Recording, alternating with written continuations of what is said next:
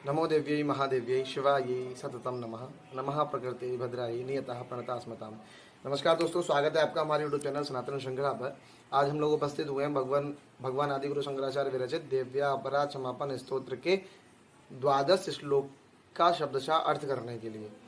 और यह श्लोक इस स्तोत्र का अंतिम श्लोक भी है, जिसमें आदि गुरु भगवान शंकराचार्य उपरोक्त 11 श्लोकों का उपसंहारक क्रम रखते हुए अपने आप के द्वारा किए गए सारे पापों को भगवती के सामने अर्पित करने का प्रयास करते हैं और भगवती को अपनी सारी गलतियों को क्षमा करने के लिए भगवती से प्रार्थना करते हैं। तो पहले हम श्लोक का वाचन करते हैं, फिर हम श्लोक के अर्थ शब्दशः अर्थ करने का प्रयास करेंगे। यथामति मत्स महापातकी नास्ति पापग्नि त्वत्समानहि एवं ज्ञात्वा महादेवी यथा योग्यम तथा कुरु।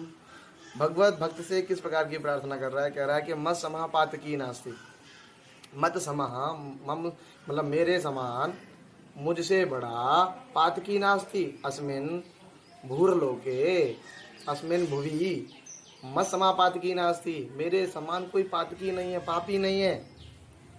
और पापग्नि त्वत्समानहि, और पापाग्नि, देखिए अग्नि, आप जैसे कि आप सबको पता है कि अग्नि जो अग्नि में जो डालने के बाद जो भी आप अग्नि में डालेंगे तो वो अग्नि उसको अपना स्वरूप प्रदान कर देती है।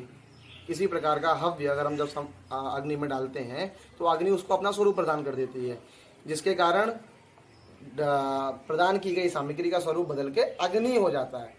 अर्थात भगवती से भक्त कह रहा है कि मेरे समान तो पाप की कोई है ही नहीं, और पापग्नि तो समान नहीं, पापों को जलाने वाली आपके समान कोई नहीं है।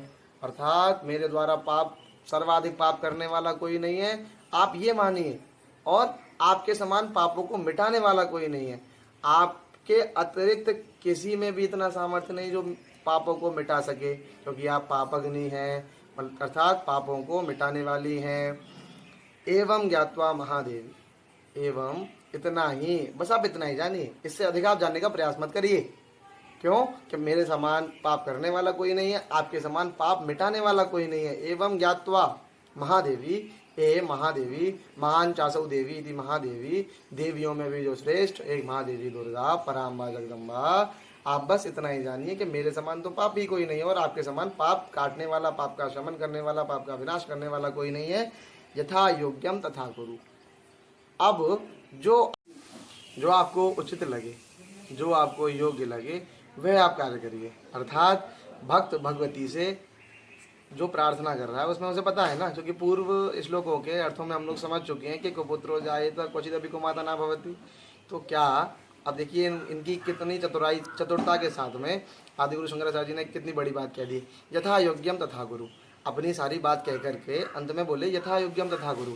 अब आप मुझको जैसा अधिकारी समझती हैं, अब आप मुझको जिस प्रकार का फल देने वाली समझती हैं कि मैं इसको क्या फल दूं, मैं क्या कैसा अधिकारी हूं, क्या मेरे अंदर वह योग्यता है या नहीं, वो अब जो आप करें, जो आप चाहें, जो आपको उचित लगे वो आप करिए। क्यों? क्योंकि आदि गुरु शंकराचार्य जी को पता है ना, वो पुत्र जाए तब क्वचित अपि कुमाता न भवति, पुत्र को पुत्र हो सकता है लेकिन माता को माता कभी नहीं होती।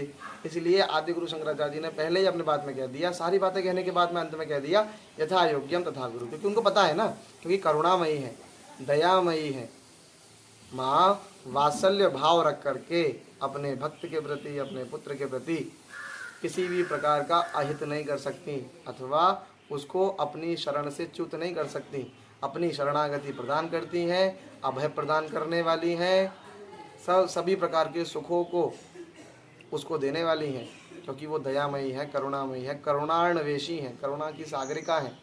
इसलिए उन्होंने ये वाली बात कही। और आप सब लोग भी भगवती की आराधना अर्चना या यजन करते समय किसी प्रकार की त्रुटि हो जाए, किसी प्रकार का आपसे जाने अनजाने में ज्ञान अज्ञानवश कोई दोष हो जाए, अधिक न्यून कोई दोष हो जाए, तो उसके बाद भगवती से इसी प्रकार की प्रार्थना करके अपने आप को अपने इष्ट के प्रति अपकृष्टता रखते हुए, अपकृष्टता का भाव रखते हुए अपने इष्ट के प्रति इस प्रकार इस स्तुति को और इस अंतिम श्लोक को आप बोल सकते हैं। और आदिगुरु शंकराचार्य विरचित देव्यापराध क्षमापन स्तोत्र का ये अंतिम श्लोक था। तो इस श्रृंखला को हम यहीं विराम देंगे और आप सभी से आग्रह रहेगा इस श्रृंखला के संपूर्ण श्लोकों को आप सुनिए और आगे भी हम लोग प्रयास करेंगे यथा योग्य यथा सामर्थ्य अनुसार कि इसी प्रकार की भगवान आदिगुरु शंकराचार्य विरचित अन्य अन्य संतों के विरचित स्तोत्रों का, पट कथाओं का, राष्ट्र हित में किए हुए कार्यों का, जन कल्याण हित में किए हुए कार्यों का, सनातन धर्म के निमित्त किए हुए कार्यों का आप सब लोगों के सामने वर्णन करें, प्रामाणिकता के साथ आप सब लोगों को सारी बातों से अवगत कराएं। और इसी प्रकार की श्रृंखला हम आगे भी चलाते रहेंगे। आप सभी लोगों को जय माता दी। हर हर महादेव शंभो।